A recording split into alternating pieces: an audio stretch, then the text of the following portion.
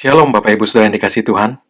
Kekhawatiran adalah suatu masalah yang sangat besar yang menyerang umat manusia di akhir zaman ini. Banyak orang tidak menyadari bahwa sebenarnya kekhawatiran telah menjadi masalah yang lebih besar dari masalah sebenarnya yang dihadapi oleh orang itu. Itu sebabnya Yesus mengatakan dalam Matius pasal 6, demikian. Karena itu, aku berkata kepadamu, janganlah khawatir akan hidupmu, akan apa yang hendak kamu makan atau minum, dan janganlah khawatir pula akan tubuhmu, akan apa yang hendak kamu pakai. Bukankah hidup itu lebih penting daripada makanan, dan tubuh itu lebih penting daripada pakaian? Yesus berkata, janganlah khawatir akan hidupmu. Dengan kata lain, dia tidak mau kita mengkhawatirkan apapun juga mengenai hidup kita. Di dalam firman Tuhan dikatakan dalam 1 Petrus 5 ayat 7 bahwa Tuhan mau kita menyerahkan segala kekhawatiran kita kepada Dia. Kata segala menunjukkan bahwa tidak ada yang Tuhan mau kita tanggung sendiri mengenai kekhawatiran kita, mengenai masalah kita, kita serahkan semuanya kepada Tuhan. Itu yang Tuhan mau. Tuhan berkata, serahkanlah segala kekhawatiranmu. Di dalam terjemahan bahasa Inggris dikatakan, serahkanlah segala perkaramu, segala sesuatu, segala bebanmu kepada Tuhan. Sebab Dia sangat mengasihi kamu, sangat memperhatikan kamu, sangat memperdulikan kamu. Bapak Ibu Saudara yang dikasihi Tuhan, Tuhan tidak mau kita mengkhawatirkan apapun juga. Yesus berkata di dalam Matius pasal 6 ayat 27 tadi, siapakah di antara kamu yang karena kekhawatirannya dapat menambah sehasta saja pada jalan hidupnya? Dengan kata lain, kekhawatiran tidak menyelesaikan masalah. Kekhawatiran tidak menyelesaikan apapun. Oleh sebab itu, Tuhan mau kita menyerahkan segala kekhawatiran kita, segala perkara kita kepadanya. Dia tidak mau kita memikul satu pun daripada itu. Dia mau memikul semuanya itu bagi kita. Bagaimana kita dapat mengatasi kekhawatiran dalam hidup kita? Tipu muslihat iblis membuat orang menjadi khawatir. Bapak Ibu Saudara yang dikasihi Tuhan, iblis tidak mau Anda tidak khawatir. Dia mau Anda mengkhawatirkan segala sesuatu. Tuhan mau Anda tidak mengkhawatirkan segalanya. Apapun juga. Sebab Dia yang memelihara kamu. Sebab Dia yang mempedulikan kamu. Oleh sebab itu, kita perlu mewaspadai tipu muslihat iblis. Hal-hal yang dilontarkan iblis yang membuat kita menjadi khawatir. Kita perlu berhati-hati terhadap semua tipuan iblis itu. Bapak Ibu Saudara yang dikasihi Tuhan, bagaimana kita dapat mengetahui, membedakan, dan menghadapi tipu muslihat iblis dan menang terhadapnya? Di hari-hari terakhir ini, Alkitab mengatakan bahwa akan banyak orang yang tertipu oleh tipu muslihat iblis. Kita tidak mau menjadi salah satu dari mereka. Sepanjang firman Tuhan, kita diperingatkan bukan hanya di akhir zaman ini, tapi di sepanjang waktu mengenai tipu muslihat iblis. Oleh sebab itu adalah penting untuk kita bersiap, untuk kita mempersiapkan diri kita menghadapi tipu muslihat iblis itu. Bagaimana kita dapat menghadapi, mengenali, dan kemudian mengalahkan tipu muslihat iblis? Kita penting untuk menyadari terlebih dahulu bahwa ada persiapan yang akan membuat kita dapat menang terhadap tipu muslihat iblis. Adalah sangat penting untuk kita berjaga-jaga dan dengan penuh perhatian memperhatikan kebenaran firman Tuhan, karena firman Tuhan adalah ukuran nomor satu di mana kita bisa mengenali, lewat mana kita bisa mengetahui tipu muslihat apa yang sedang dilontarkan iblis terhadap kita. Ada 4 hal yang kita perlu perhatikan mengenai tipu muslihat iblis. Ingat bahwa semua tipuan iblis dirancang untuk mengalihkan kita dari Tuhan kepada mengandalkan diri kita sendiri. Pada dasarnya, kekhawatiran itu lahir dari mengandalkan diri sendiri. Ketika kita melihat kemampuan kita, kesanggupan kita tidak memadai untuk mencapai hasil yang kita harapkan, maka kekhawatiran tanpa disadari akan merayap masuk ke dalam hati kita. Itu sebabnya penting untuk kita bisa mengenali bahwa ketika kita khawatir, kita tidak sedang mengandalkan Tuhan. Kita sedang menaruhkan percaya kita kepada diri kita sendiri. Itu sebabnya Tuhan berkata untuk kita menyerahkan segala kekhawatiran kita kepadanya. Karena pada waktu kita menyerahkan segala kekhawatiran kita kepadanya, kita sedang menaruhkan harapan percaya kita kepada Tuhan. Kita sedang mengandalkan Tuhan. Apa yang perlu kita perhatikan mengenai tipu muslihat iblis ini supaya kita tidak berhasil ditipu, dibohongi oleh iblis sehingga kita menjadi khawatir, cemas, takut, dan seterusnya. Bapak Ibu Saudara dikasih Tuhan, ada 4 hal yang kita perlu pahami untuk kita dapat menang terhadap tipu muslihat iblis. Yang pertama adalah bahwa kita mengetahui apa definisi dari tipu muslihat itu. Kita perlu memahami bahwa tipu muslihat, by definition, dari definisinya, itu jelas menunjukkan bahwa sesuatu itu dibuat sedemikian rupa sehingga ketika seseorang menjadi tertipu oleh tipu muslihat itu, orang itu tidak mengetahui atau bahkan mempercayai bahwa mereka telah tertipu. Itulah sebabnya tipu muslihat iblis adalah sangat berbahaya. Kita perlu mempersiapkan diri agar dapat menang terhadap tipu muslihat iblis itu. Kebenaran pertama mengenai tipu muslihat iblis adalah bahwa kita perlu paham apa itu tipu muslihat iblis. Dan kita perlu menyadari bahwa tidak ada seorang pun yang imun terhadap tipu muslihat iblis. Setiap orang dapat saja mengalami serangan tipu muslihat iblis. Bahkan, kalau seseorang berpikir bahwa dia imun atau dia tidak bisa ditipu oleh iblis, dia sudah sebenarnya tertipu.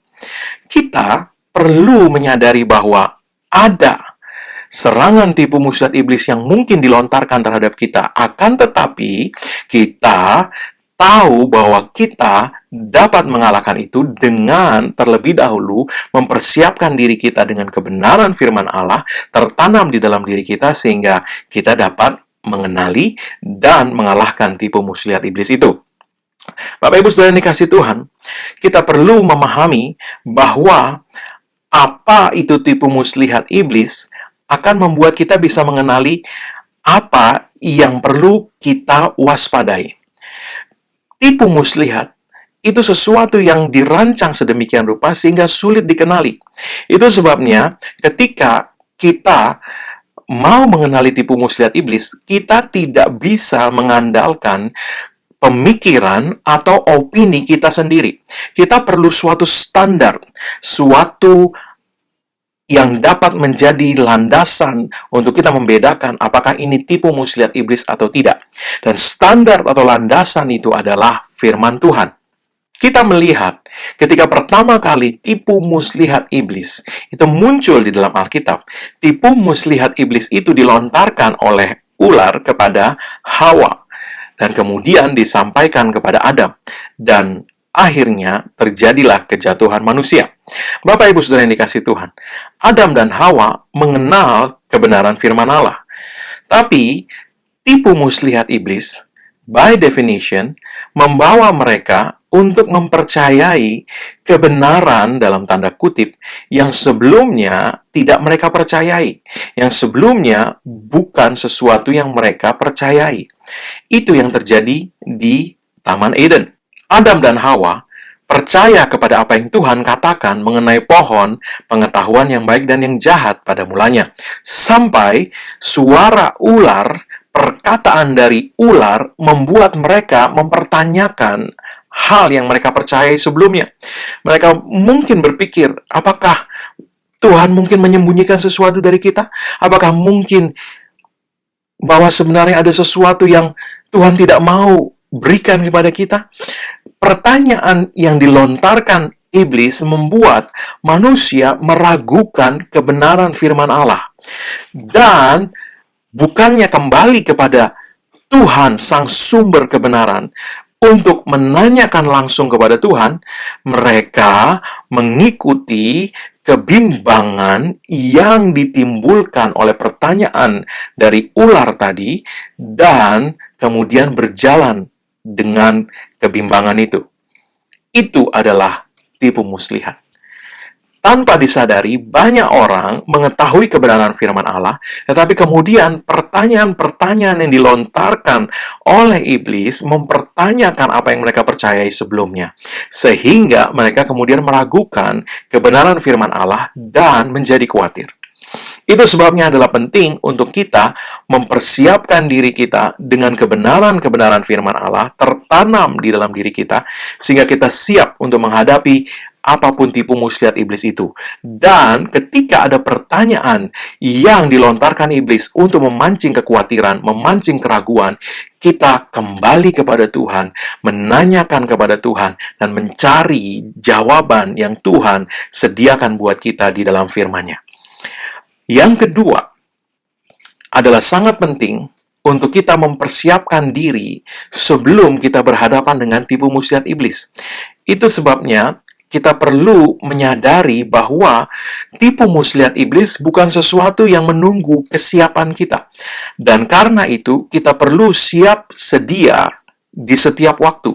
Ini berarti bahwa sebelum kita menghadapi sebuah tipu muslihat, kita sudah terlebih dahulu melakukan persiapan, membangun pengetahuan kita akan kebenaran firman Allah. Kita tidak bisa menunggu ketika tipu muslihat itu dilontarkan, barulah kita mau mulai bersiap-siap, mulai membangun kebenaran firman Allah di dalam diri kita. Kita perlu sudah mempersiapkan terlebih dahulu secara proaktif. Jangan menunggu serangan kekhawatiran datang, baru kita mau mencari tahu kebenaran itu. Ketika keraguan yang iblis lontarkan itu mencoba membombardir kita, kita sudah memiliki dasar kebenaran firman Allah yang mempersiapkan kita. Dan kalaupun ada sesuatu yang masih kurang kita pahami, kita kembali kepada Tuhan, mencari jawabannya pada Tuhan atas dasar kebenaran firman Allah yang telah kita miliki di dalam diri kita. Itu sebabnya mengetahui terlebih dahulu kebenaran firman Allah adalah sangat penting. Membuat firman Tuhan itu terlebih dahulu tertanam di dalam diri kita adalah sangat penting. Kita perlu memahami bahwa perlu persiapan untuk kita dapat menang terhadap tipu muslihat iblis. Bagaimana kita dapat mempersiapkan diri kita? Yang pertama tentu adalah kita mengambil waktu secara teratur, regular, untuk memasukkan firman Tuhan ke dalam diri kita.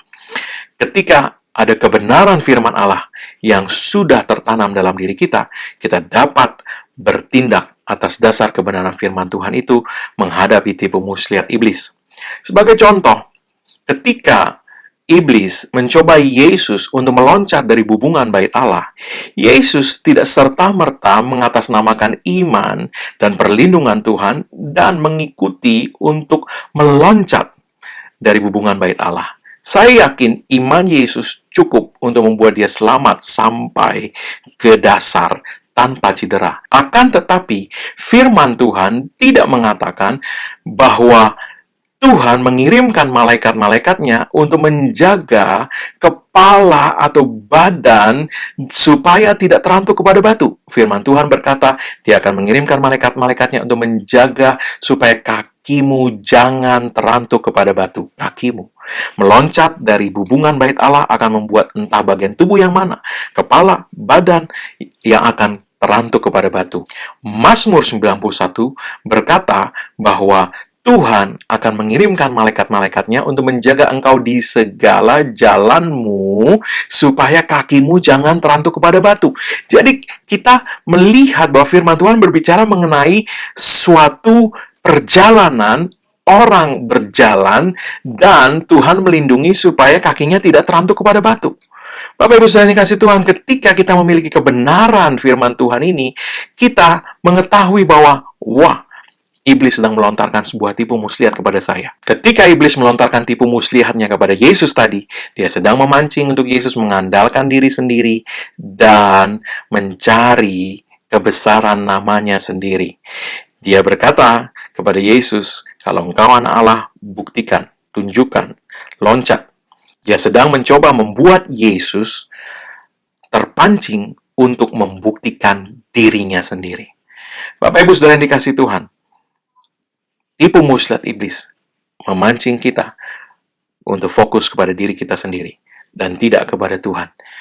Memancing kita untuk bergantung kepada diri kita sendiri, mengandalkan diri kita sendiri, memegahkan diri kita sendiri, mencari kebesaran bagi diri kita sendiri, dan tidak fokus kepada Tuhan, mengandalkan Tuhan, percaya kepada Tuhan, bersandar kepada Tuhan, mencari kebesaran nama Tuhan, memegahkan Dia dan bukan diri kita sendiri.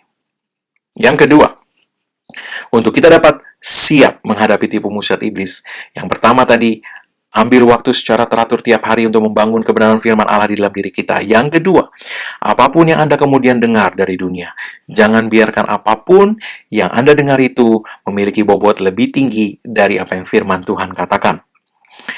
Kita perlu menempatkan firman Tuhan sebagai otoritas tertinggi, sebagai standar di atas semuanya untuk menentukan apakah apa yang kita dengar adalah kebenaran atau tipu muslihat. Yang ketiga, ambil waktu untuk berdoa dan bersekutu dengan Tuhan. Itu adalah persiapan yang penting sekali untuk kita dapat berdiri teguh menghadapi tipu muslihat iblis di hari-hari terakhir ini. Hal yang ketiga untuk menghadapi tipu muslihat iblis adalah kita perlu selalu kembali kepada firman Tuhan sebagai standar nomor 1. Tidak ada yang lain yang kita biarkan menempati posisi di atas firman Tuhan. Entah itu filosofi, entah itu ide, atau apapun juga yang kita dengar dari dunia. Kita perlu berdiri di atas kebenaran firman Tuhan, dan itu yang akan menjaga kita terhadap segala tipu muslihat iblis. Yang keempat, untuk dapat menang terhadap tipu muslihat iblis, kita perlu berdiri di atas kebenaran firman Tuhan dengan iman. Ingat, iman timbul dari pendengaran dan pendengaran akan firman Kristus.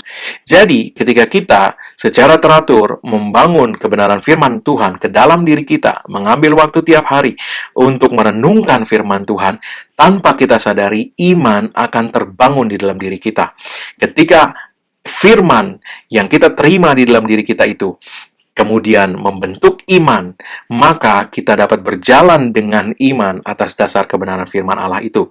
Ketika kita berjalan dengan iman, itu bukan sesuatu yang kita rasa, tetapi sesuatu yang memang terbentuk di dalam diri kita, membentuk keyakinan kita. Kita perlu memahami bahwa sekalipun kita berjalan dengan iman, tetap ada tantangan di dunia ini.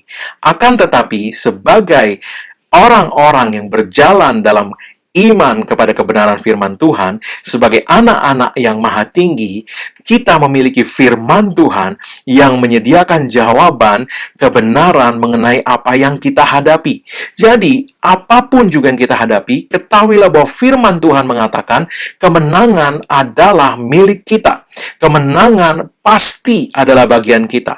Apapun yang dunia katakan mengenai situasi yang Anda sedang hadapi sekarang ini, jangan pernah mengharapkan, jangan pernah berpikir bahwa engkau akan kalah, engkau akan gagal, engkau akan mengalami ini dan itu sebagaimana yang didiagnosakan oleh dunia. Akan tetapi, berdirilah di dalam kebenaran firman Tuhan.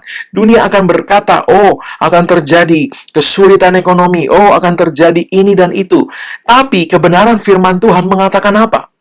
Kita tahu bahwa Tuhan membuat kelimpahan di tengah-tengah musim kekeringan. Firman Tuhan mengatakan bahwa orang yang mengandalkan Tuhan itu seperti pohon yang ditanam di tepi aliran air, yang ketika panas terik datang, dia tidak mengalaminya.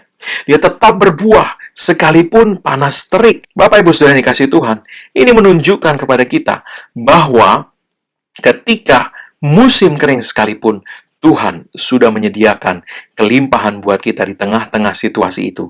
Oleh sebab itu, jangan biarkan iblis memancing kita untuk khawatir, untuk memandang kepada diri kita sendiri, mengandalkan diri kita sendiri, percaya kepada keadaan, percaya kepada diri kita sendiri, tetapi biarkan firman Tuhan mengarahkan, menguatkan kita untuk kembali bergantung kepada Tuhan, mengandalkan Tuhan, mengandalkan apa yang Tuhan sudah katakan, bahwa kita akan tetap berbuah sekalipun di musim kekeringan. Itu satu contoh kebenaran firman Allah. Lukas 1 ayat 37 berkata, sebab bagi Tuhan tidak ada yang mustahil.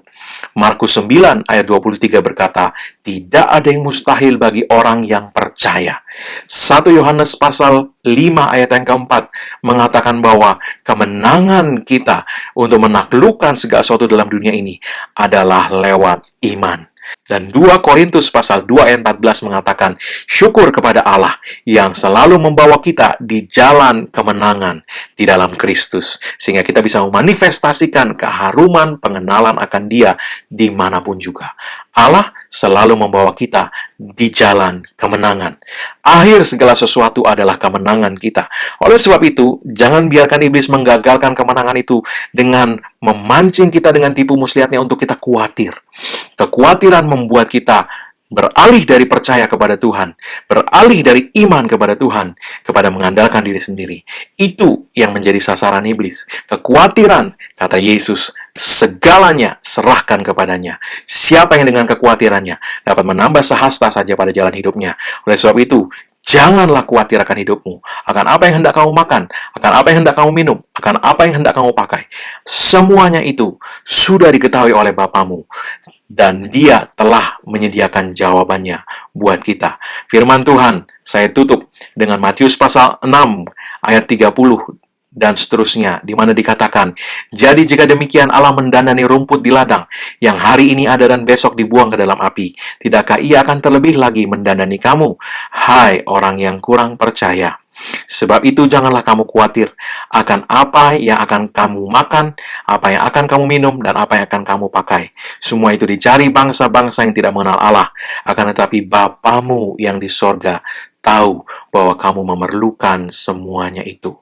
Bapamu yang di sorga tahu kamu memerlukan semuanya itu. Bapamu sudah mengetahui bahwa kita memerlukan semuanya itu. Oleh sebab itu, kita tidak perlu mengkhawatirkan apapun juga. Khawatir menghambat aliran suplai supranatural, karena pada saat kita khawatir, kita sedang tidak mengandalkan Tuhan. Kita tidak sedang membuat iman kita bersandar kepada Tuhan. Kita sedang bersandar kepada kekuatan kita sendiri. Bapak Ibu Saudara yang dikasihi Tuhan, Tuhan mau Anda mempercayai Dia untuk menyediakan buat Anda pakaianmu, makananmu, apa yang hendak kamu pakai, makan, minum, semuanya. Percayai Dia untuk menyediakan itu. Serahkan segala kekhawatiranmu kepadanya. Bapak Ibu Saudara yang dikasihi Tuhan, 4 hal ini tadi. Yang pertama, kenali definisi dari tipu muslihat itu. Yang kedua, siapkan diri Anda di depan. Sebelum Anda berhadapan, selalu siapkan dengan cara bagaimana Anda bangun kebenaran firman Allah secara teratur di dalam dirimu. Yang kedua, Anda tempatkan firman Tuhan sebagai otoritas yang tertinggi dalam hidup Anda. Dan yang ketiga, ambil waktu untuk secara teratur berdoa, bersekutu dengan Tuhan. Dan firman Tuhan akan menjadi benteng bagi Anda terhadap semua tipu muslihat iblis. Bapak Ibu Saudara yang dikasihi Tuhan, tetap waspada. Jaga untuk diri kita selalu siap dengan kebenaran firman Allah. Gali kebenaran firman Allah itu, dan jangan mau bergeser dari kebenaran firman Tuhan itu sekarang dan sampai kapanpun juga. Ingat, Allah selalu menuntun kita di dalam jalan kemenangannya di dalam Kristus Yesus. Tuhan Yesus memberkati. Mari angkat kedua tangan kita di hadapan Tuhan dan terimalah berkat Tuhan. Karena apa yang Yesus Kristus telah kerjakan bagi kita di kayu salib, karena curahan darahnya, karena penebusannya yang sempurna, maka sekarang tidak ada lagi penghukuman bagi setiap orang yang ada dalam Kristus Yesus. Engkau telah ditebus, harganya telah dibayar lunas. Oleh sebab itu semua kutuk tidak berlaku lagi atas hidupmu. Yang ada hanyalah berkat Tuhan, tercurah berlimpah-limpah memberkati engkau dalam segala hal. Oleh berkat Tuhan itu engkau naik terus tidak turun, kau jadi kepala bukan ekor. Apa yang tanganmu dibuat Tuhan berhasil. Dengan panjang umur Tuhan mengenyangkan engkau, dan Tuhan memperlihatkan kepadamu keselamatan daripadanya. Umurmu minimal 120 tahun, dan dipenuhi dengan hari-hari yang baik dari Tuhan. Dalam nama Yesus, tidak ada yang rusak, tidak ada yang hilang.